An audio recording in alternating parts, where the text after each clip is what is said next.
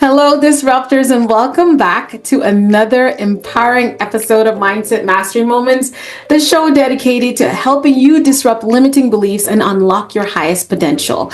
Today, we are diving deep into one of the biggest hurdles for aspiring coaches and entrepreneurs that face self-sabotage. I am super excited. You see, we have another beautiful guest waving from beautiful Canada. And she is none other than Miss Candy Motzek. I want to make sure I say her name correct. Yes. Candy, welcome to Mindset Mastery Moments. We're so happy to have you. Oh, thank you so much. I'm really looking forward to our conversation. I am too. Let me tell you guys a little bit about Candy. Here's the thing. This episode is exciting to me because I would say she is the first of her kind, a coach's coach, and of course, she is I would say, a fellow disruptor. And so we're going to nestle in her expertise on the subject matter of what keeps some of us paralyzed under pressure, leaving our jobs, going into this space of coaching and walking in our purpose and what we really like to do. But let me tell you a little bit about Candy. Candy is a business coach. She is a fellow podcast host of a phenomenal podcast that I listen to as well as much as I can. She says she is a recovering corporate executive engineer, and she brings a unique blend of practicality, mindset mastery to her coaching practice, helping high achievers launch and scale authentic, profitable coaching businesses. Through her acclaimed podcast, She Coaches Coaches, which is so cool and jazzy, and her coaching programs, Candy empowers clients worldwide, guiding them past self-doubt into clarity, confidence, and sustainable success. Her calming yet approach, and I'll tell you, when I was listening to her podcast, she's going to give it to you straight, but in such a gentle way.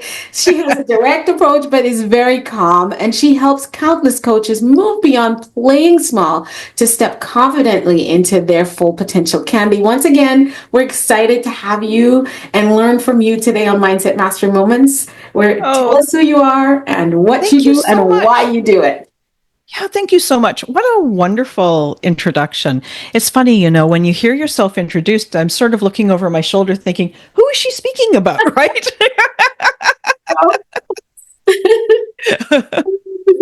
I know. Just to start a little bit is, I'm sure like many of your listeners, I had a great job and everything looked so wonderful on the outside. Mm-hmm. I had the title, I had the money, I had the benefits, I had all that stuff. And then I started those Sunday scaries, mm-hmm. Every Sunday I started to cry. And it's a terrible thing to have what looks like a good life on the outside and then on the inside just to feel so hollow. Mm-hmm. And so that was really the start of my journey to becoming a coach.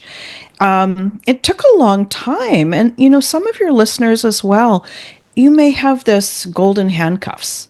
Mm-hmm. You've spent the time, you've built the credentials, you've climbed the ladder, you've done the degrees, and your family and friends might be quite proud of where you've gotten to. Mm-hmm. And now you're in this, but I want to do something different. And so these golden handcuffs are really something common that I've seen with coaches.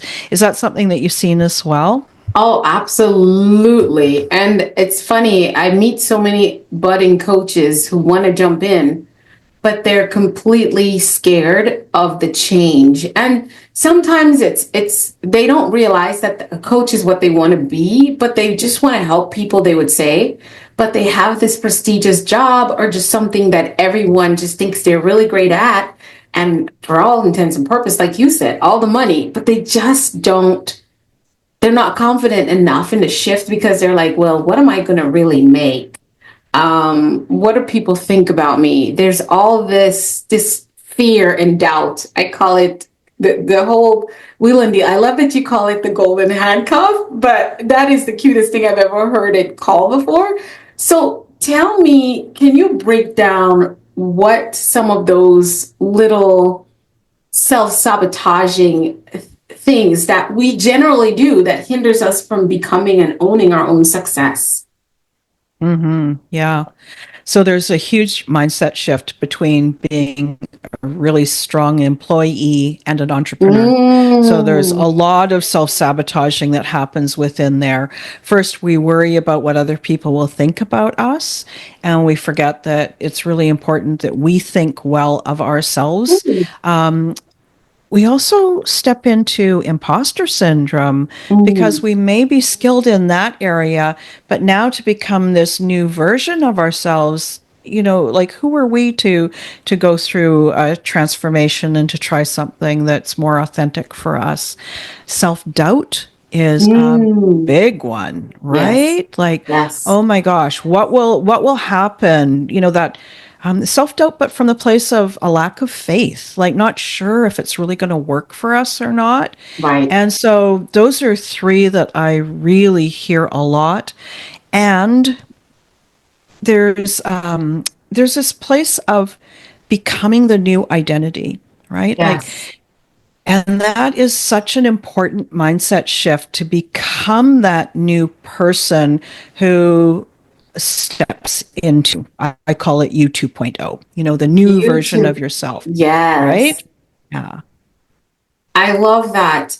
That is absolutely true. All the self-doubt. I remember going through that and it was like, well, I'm only going to start coaching part-time, which became a big struggle for me because balancing the two, I was not able to scale because I wanted to hold the safety of my corporate position and still do something I really love. And I remember coming on the word where I called, people call it a side hustle, but I was like, my true dream and my true purpose of coaching and speaking and just delivering, breakthrough for people so they go from stuck to being, unstoppable was kind of like, what I did, Candy, was I switched corporate positions to get into a full-time role where I could be coaching and training, right? That would be my Oh, job, but I was right. still had a, salaried position. I answered to, a corporation, all that stuff. And still it wasn't enough because someone else was controlling how and the quality of my work with the clients when I know they needed more, or sometimes they needed different, or sometimes they needed less. I couldn't adjust it because it was a one size fit all prescription that I was still controlled to write. What would you say to someone who is on that fence of what do I do? Do I do part time? How do you advise them to make that transition based on what you know and what you've experienced and done in your own journey? Right. So I think that there is no one answer. I I love agree. I love the approach that you took, that you found another way that worked for you as you moved it through the transformation and through that transition. So definitely there's no one answer that's I right for agree. everyone. However, we always want to take care of ourselves. We want to take care Hmm. of our safety and our security, of our families, of our responsibilities that we have.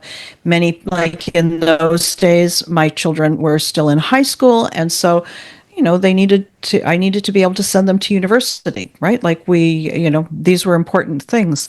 Yes. So no matter what, if you even think about that you may want to leave your corporate job, then work yourself a really solid exit plan. And so I can Hmm. just share what I did. Had the great job.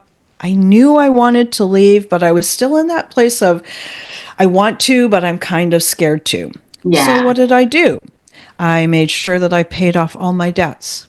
I made sure that I had a large financial cushion. I had enough to live on for a year. I Hmm. did that because I was fortunate enough to look at my salary and say, I don't actually need all that money. Right. So I was living on 50% of my salary. So I just Yes. put 50% away, paid myself first, and I allowed that nest egg to grow. And Yes. then once I knew that I would be safe, that our bills would be paid, the things that we needed, now I was in a powerful position to make a choice, right? Yes. So I love that approach, Me no too. matter what you do, because as women and as Yes, professional women, it is really good for us to take care of ourselves financially. And it so, is. no matter what, right? No So, matter. that's the way that I did it. And then I came to the point where I was ready to quit. And it took me a while to get the courage to do so, Mm. right? It wasn't as easy as I thought it was going to be. I wanted that freedom, but I was still sort of in the nest and, needed somebody to give me a push, right? Yes, yes. I love that. And because basically you are describing the journey and path I took as well. And most do, but here's the thing. Some people you like I love your answer. It's different for everyone based on where you're at and what your circumstances. So that's I love the rule of thumb that we're walking away is with from Candy is take care of you and make sure that your responsibilities are kept. We're not advising you to go relentlessly, recklessly. Be relentless, but don't be reckless.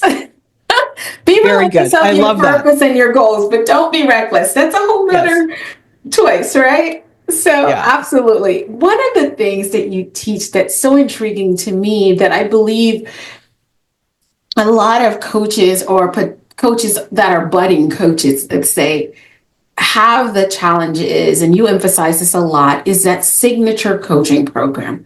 Why do you believe this should be a coach's first priority, Candy? Right. And so a signature coaching program is a solution for your dream client. Mm, So it's always preceded by who are the people that you really feel motivated to work with? The person that if you woke up in the morning and you go, oh, I get to work with them today. Like you would be mm, so thrilled to be in partnership with them. So you start with your dream client, and then what is that transformation that you want to help them get? Is there a mm. problem they want to overcome, or is there a goal that they want to reach? And that is the basis for your signature coaching program.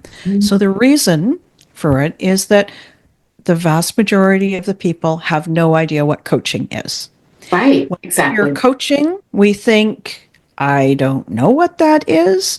Or if we've been in the corporate environment, we often will think that it's coaching for performance as a performance management tool, as opposed Mm, to a growth tool. So mm. people don't understand what coaching is, but they certainly understand their challenges and they want help overcoming the challenges. Right. And that is the purpose of having a signature coaching program. A signature coaching program. So if that's, for example, you're a coach's coach, and when I think of that, I think of you coaching coaches. But I'm guessing you have a signature coaching that you just don't work with every kind of coach. There are specific coaches that you serve. Right. How did you come up with that? And like, where does it come from? Because obviously Mm, you're a coach, so you have a niche, never mind it's coaches. right. What is the journey you walk through? I mean, you just told us what a picture, but to get to that point, because I remember this was my biggest struggle because I was like, I want to help people. I want to help people find their purpose and, heal from all the things that would have hurt them, whether it was divorce or, abandonment issues or whatever. And then I want them to discover who they truly are, why they're here. And I really want them to just win in life. My coach is like, that's a good start. So if someone is thinking the way I did, how would you talk me through that so I can get to this? I know we can't do it all. We don't have enough time, but Mhm. well, how would you guide me if I came in with something like that?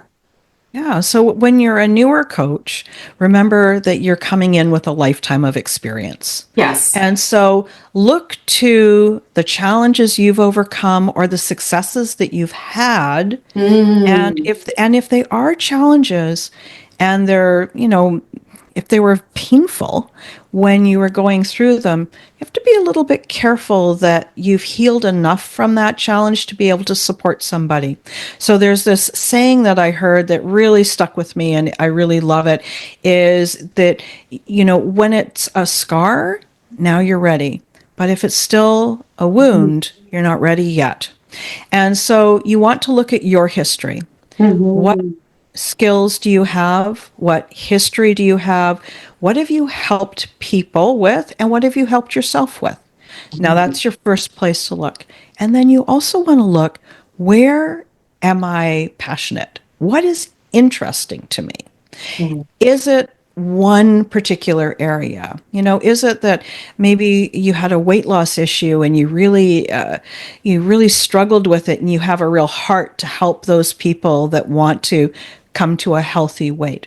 What is the struggle that really means something to you? So we've got Right. this pair of history, we have passion, and you also need to make sure that somebody wants it, right? So Mm, this program helps people overcome a challenge or reach a goal, but it mm-hmm. has to be something they want, right? Right. Do people want to heal from abandonment issues? You bet Right. they do. Do Right. people want to have a promotion? Oh, definitely they want that. But sometimes it's too small and sometimes it's too big. It's kind of like Right. the Goldilocks thing, right? Is it Right. too cold or too hot? You need to find that in between balance. Absolutely. And that leads me to a question that I have burning, knowing that you are coming on today, because a lot of people, you hit the hammer on the nail head. A lot of coaches struggle. And I hear the frustration coming from, like, clients simply aren't buying my programs. Right. From your experience, why does this happen, and how can coaches just shift that dynamic effectively? Because you just said it, like, it could be wide, it could be too narrow. People just aren't, they don't want that right now. How do you help coaches really figure out that space, that funky space? Because I've been there. Yeah. I've been Yeah, there.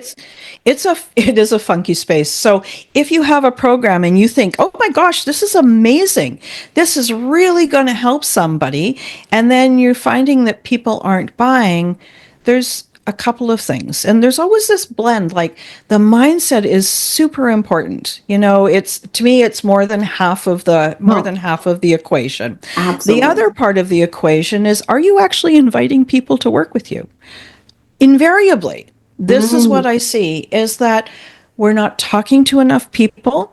We're not meeting enough people that are in that demographic that we love to work with. And we're yes. not making enough invitations. We're kind of a best kept secret, right? Wow. That is true. And so when we get stuck on, it's not just, and I love that you didn't just say niche, and I know you do talk about niching, but you said signature offer. What's the difference between, or are they the same? Do they go together, niche and signature offer? Just for a little bit of clarity. Okay. So I think of it sort of like there's three components here. You have your Mm. dream client, that's your who. Your niche is your what. That's the problem Ah, you solve. And then the signature program is how you help them. That's your vehicle. How do you help them solve the problem? So I kind of think if it's like a car, the who, your dream client, is in the car. You're driving, they're the passenger sitting with you, and you're going to go from home to the grocery store. That little journey, that's your signature program. That's the ah. thing that you're doing. So they want to go to the grocery store, that's their problem. And your who is along with you for the ride, and you want to make sure they get there safely and have some fun and grow and really become that person that they want to be. I love that Right? analogy. Yes, that makes it. Why didn't anyone tell me that when I was a younger coach? I don't Because know. I was like, I don't wanna. I wanna help women, and they're like, oh, good. You figured out a person. And then I'm Yes, like, okay, I want to help women in transition. And I'm like, but yeah, that's a lot of different women. We transition all the time. And then I go, exactly. well, I want to help women who are in executive roles and leadership roles who feel like they're living someone else's life and they're not fulfilled. And they just Mm. feel like quitting on everything. They want to learn how to tune into their own voice, uncover their true values, core beliefs, discover their purpose, and charter a life around that in their relationships, in their career, and just be the fullest expression of themselves and make money. So I came up with impact, influence, and income as a part. And I'm like, okay, so now I'm confused again because how do I Oh, say this to bring people to the table and want me to take, as you would say, how do I get them to want to come in the car with me? Because right.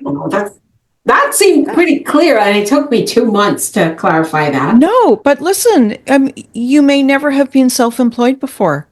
You went from, from square zero to a completed position. And if you had to do it again, you would do it in an instant. It wouldn't take you very long at all to rework it. But you were learning the skill, identifying something that you had no idea about, and then trying to make it work for yourself in a bit of a vacuum, right? Like until Right. you've actually delivered to those executive women who want to have a life of purpose and want to have that spread throughout their life and to be living their highest purpose, Yes.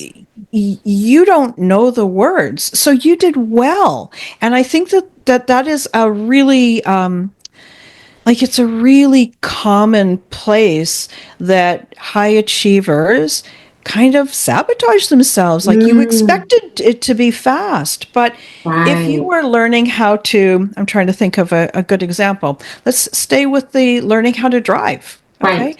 If you wanted to be a race car driver, and then you're turning around and saying to yourself, oh, I'm not a very good, it took me a long time to be a race car driver, but you had started without a driver's license.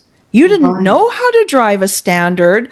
You didn't know how to use your turn signal or your windshield wipers. Exactly. So you took the right time. And I think lots of coaches, there is a time when we pressure ourselves to move Mm-hmm. faster. We're used to being high achievers. We're used to doing a great job. We're used to juggling a lot of balls and doing very well at it.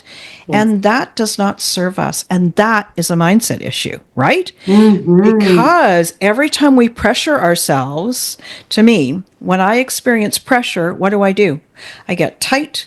Yes. I get into that fight, flight, or freeze response, which Mm-hmm. means my brain is not thinking very well and I'm not feeling very resilient and I'm being mean to myself. Well, none of that allows me to move to that next level, Nope. right? That's stuck. That's So how we you get did stuck for great. real. Yeah. You did great. Thank you. I know it was, but that was me and my peers just working through it at the time. I didn't have a coach. And so why do you think it's so beneficial to have that coach? I mean, I can tell you why, but I want you to tell us because there's someone listening to us and they're like, well, it costs so much to get a coach and I haven't even got it started.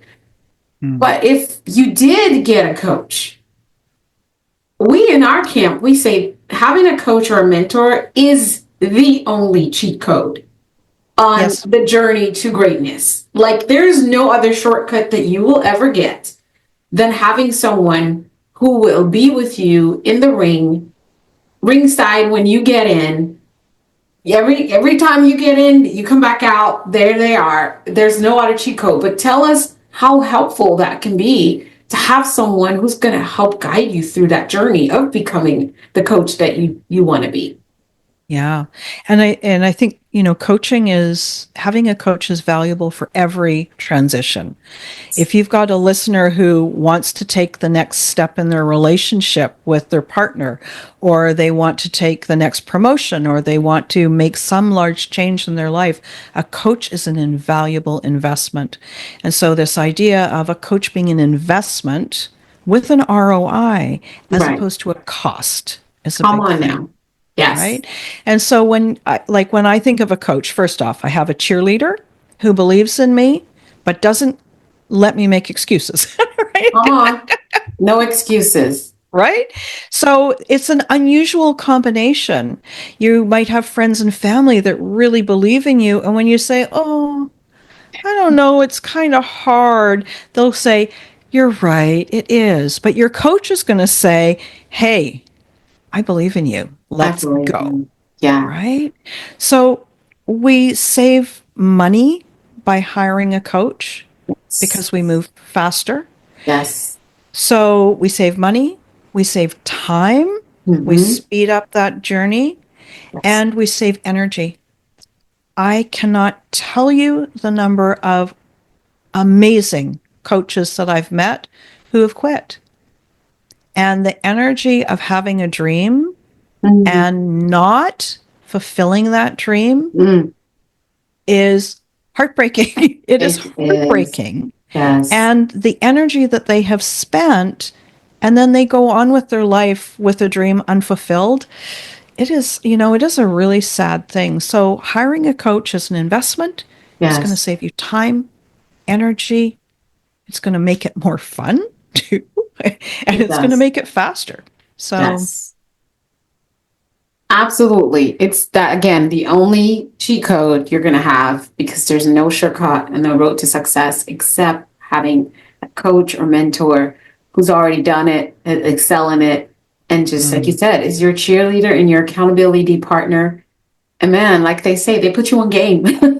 yeah, They put you on game. they just look at you and go, mm-hmm. Okay, Yep, so when are you yep, going to do it? exactly. Here's a question I have for you before we go into flip the script.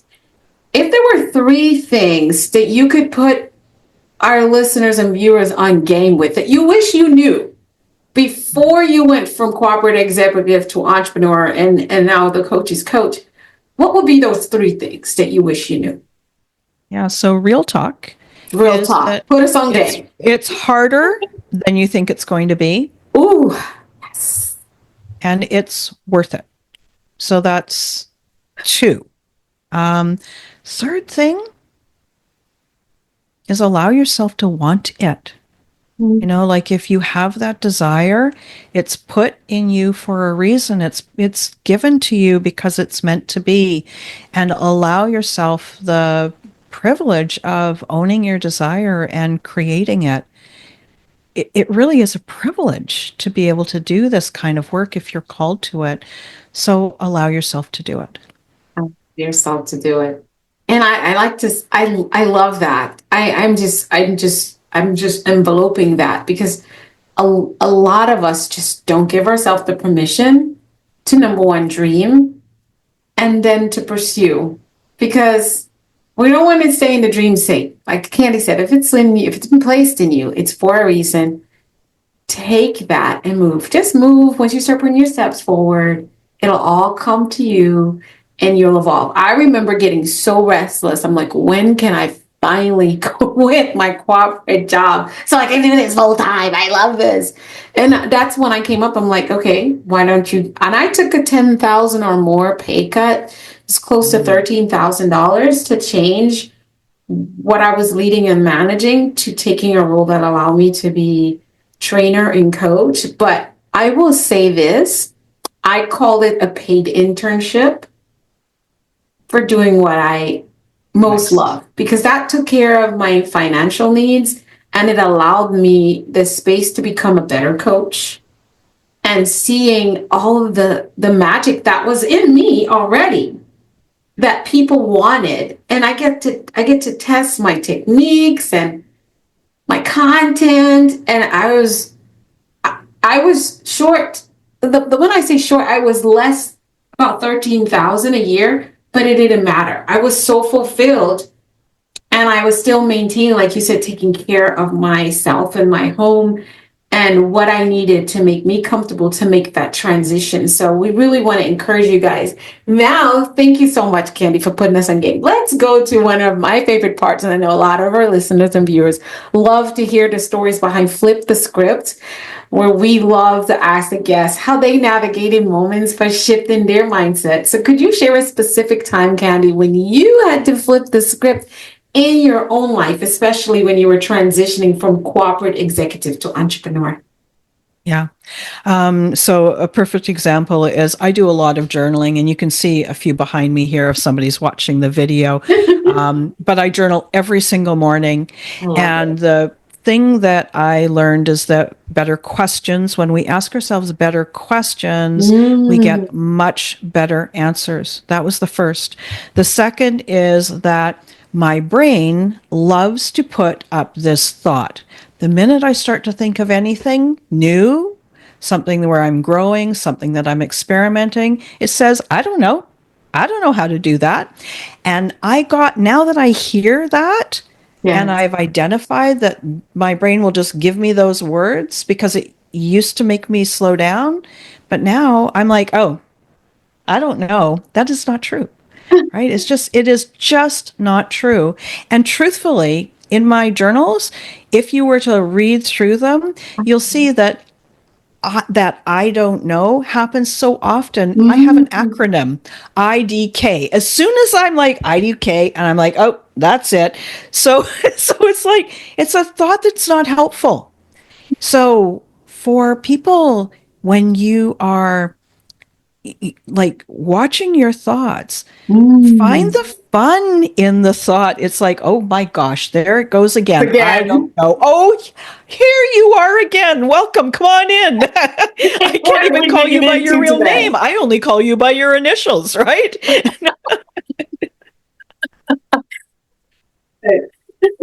I love it. Oh my goodness. I love that. Oh my goodness. Yes. Laugh. I tell people I have a good time laughing at myself because I read the book. I can't. The Seat of the Soul by Michael Singer. I don't know if you read that. Oh, Michael Singer's Untethered Soul. Untethered Soul. The Soul is Gary Zukav, right? Right. See, you're welcome to my world. I read them all. I get the lessons, and I keep moving. I am not going to tell you. I can't even tell you which scripture where in the Bible, but I know the scriptures. Okay. But I remember him talking about the observer. And I'm like, yeah, my observer's, she loves to laugh at the rest of them because she will find there's a critical observer that used to exist, and I don't know, I guess we shifted her and had a mindset shift, but now she just sits back and enjoys the show of what the rest of us are doing. And no, I don't have multiple personality disorder.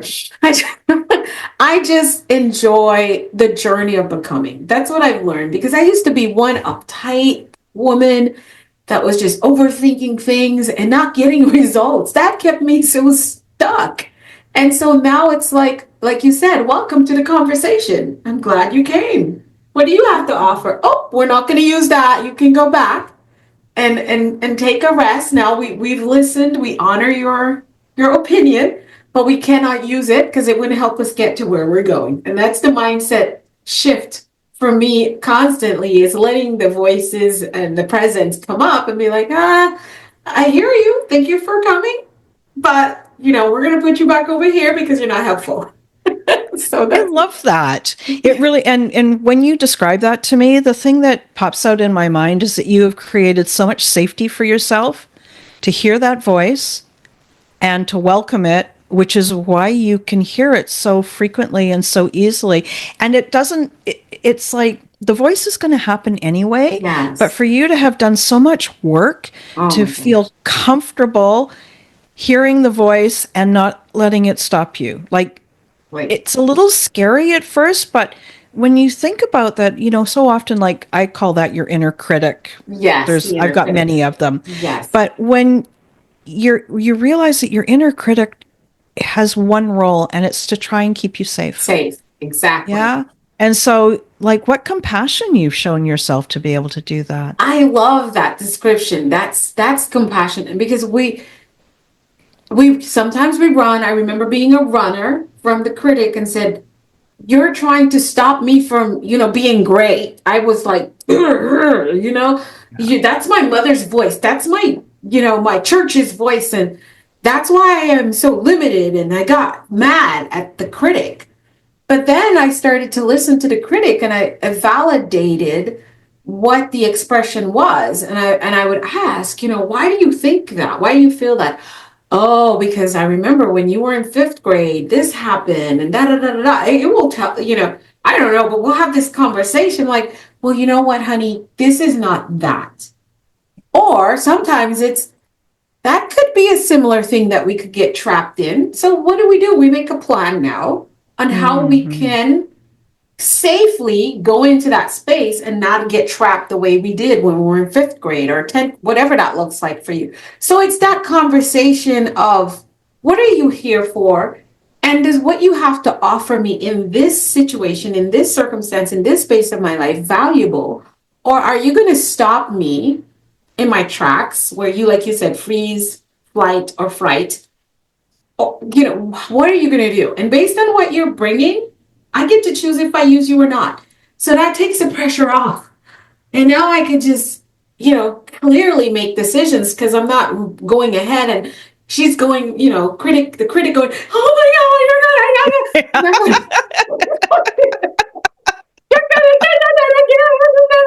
No, we've taken care of her and now we're getting in the car, as you would say. And we're riding and we can have the window down and have the music and be free to go down the journey. Don't know all the details for sure, but we don't have to deal with the noise. Yes. And you put the seatbelt on the inner critic and open the window and she can talk out the window as she wants to. She's probably going to be like, oh, you're going a little too fast with that. I'm like, I know, but you got your super on. You'll be fine. Let's go.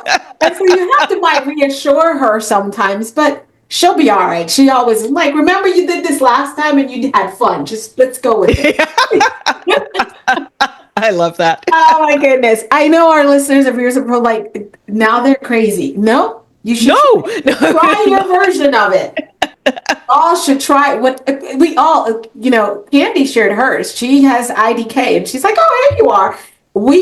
You talk to yourself. You get to choose how. Yes. And like you said, we never get rid of the inner critic. We never get rid of the different stance that our voices takes. How we interact and how compassionately we let those voices have time and space is what will determine the progress we make. So don't get stuck with the voices. They're there to help you as well. Candy, what's your next big goal or milestone maybe? And what mindset shift or practice do you think would be most crucial for you achieving that? So for me, my next stretch is I'm planning on doing a short run podcast where I will take volunteers and coach them. I will coach them live on the episode. We'll record it. And if it goes terribly or if it gets really emotional, the guest who is being coached will get to choose whether to let it air or not. But it's kind of like being a trapeze artist without the rope. Like I coach all the time. Yeah. But then to do it and record it, that's a whole different thing. So that's going to be my next thing. So when you came up with this, do you have any fears or of course kind of limiting? It's going to be terrible. It's going to be terrible. I'm not, and I won't know what to say and I won't know what to ask. And there's going to be this time where it's very, very quiet and I'm going to be like, I don't know. Now, as a coach, when you're coaching, it always works out. Right? Like it's kind of like a dance. You can never know what's going to happen next, but you hit record and now that's the pressure is going to be on. So that's going to be my next thing. Yeah. Oh my goodness. It's funny when I'm coaching, there are times I'm like, wait, I got to write that down. Yeah. I'm talking to my client. I was doing group coaching the other day, live in person. And I said, I gave a 4-step thing that I never heard before. And a couple of them go, what was number 4? And I'm like, I don't know, guys. Aren't you guys supposed to be the ones taking notes? And y'all better, because I need that for later. It was just a funny moment. But like you said, it's a dance. And we have, as coaches, we have this wealth within us, and it just flows. And, hey, we're getting coached in those sessions too sometimes, learning from our clients, learning from where they're getting stuck. So that's going to be a firehouse. I haven't seen it done. People might have done it, but I haven't seen it done. It sounds like a reality show. It's going to be something. I wanted to reflect something back to you here. Yeah. Your example of when you were group coaching and you said there's 4 steps and then you couldn't remember what they were. That is a wonderful example that you are living 100% on purpose. You're completely present with your people and you're in flow.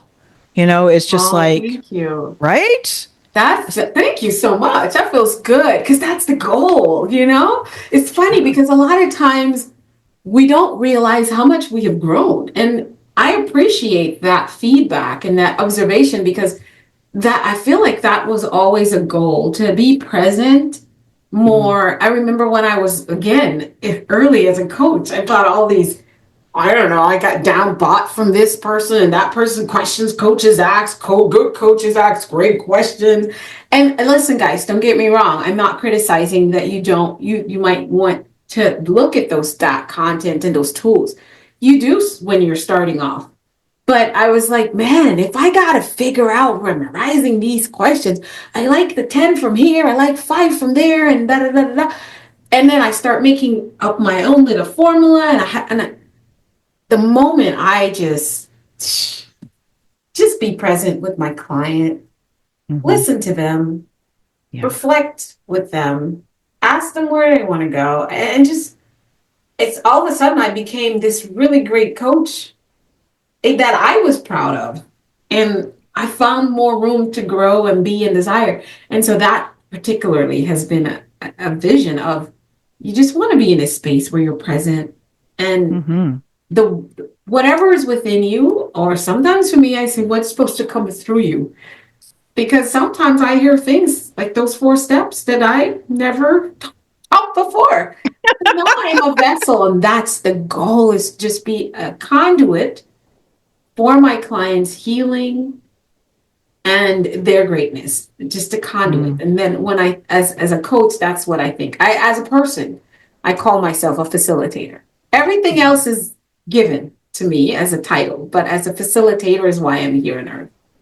I love that. Yes. That's so great. Thank you for sharing that with us too. Oh my gosh. So you all here, we have to tune in. But before we connect with you and where we find you and all the wonderful things, we have a section that's called Mindset Fights to Go, Candy, where you get to share for about 90 seconds or whatever it takes you within that 3-minute realm. If it were your last words to the world, what would you say to us? I step away from the camera and the microphone, and it's just you and our listeners and viewers. You're giving us your words, and here we go. Okay. So if these were my last words, what I would say is that you are a unique being who's been placed on this earth for a reason, for a purpose, and you don't need to work hard to figure that out. If you just listen to what's going on inside of you, there is a voice inside of you that will tell you what you need to hear. The you that wants to be created, the you that is so gifted and so powerful and so full of light, wants to come into this world. And so all you have to do is allow her and stop resisting. Stop resisting. I love that. That ties back to where we started, where we're right. Like, yes, I love it. Actionable takeaways for you all, Candy. So I know some of the people in our community are like, okay, you've given me a good push. Where do we connect with you? And of course, we want to listen to your fabulous She Coaches podcast, and then be ready for when you bring out I call the reality series of coaching. I love that. Tell us, how do we connect with you? So the easiest way to connect with me is through my podcast. I show up there every single week, sometimes more than once a week, and it's called She Coaches Coaches. You can find it on all the players. And if you're looking for a website, you can see my website at stepintosuccessnow.com.